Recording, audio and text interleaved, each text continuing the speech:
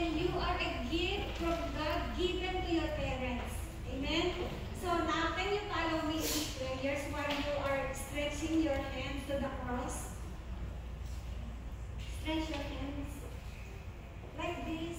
Praise God. Thank you, Lord. Okay, now let us pray. Father God,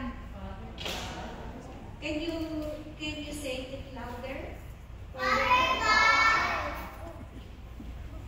I receive Jesus Christ in my heart.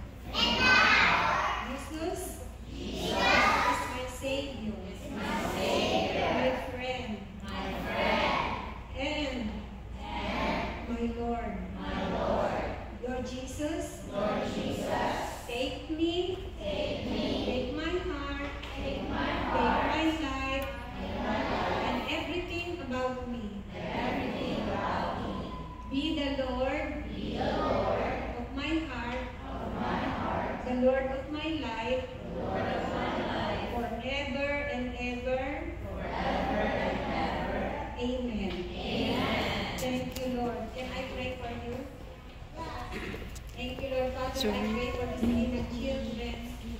I know, Father God, that their spirit are now rejoicing, God. I know that even in their very young hearts, Lord, they understand, they remember what happened today and what they have prayed for. So God, be with these children, Lord. Cover them with your precious blood. Anoint them, O God, with your Holy Spirit. And when the time comes, Lord, that they will reach the age of accountability, O God, I pray, Father God, that they will once again confess you as their Lord and their Savior.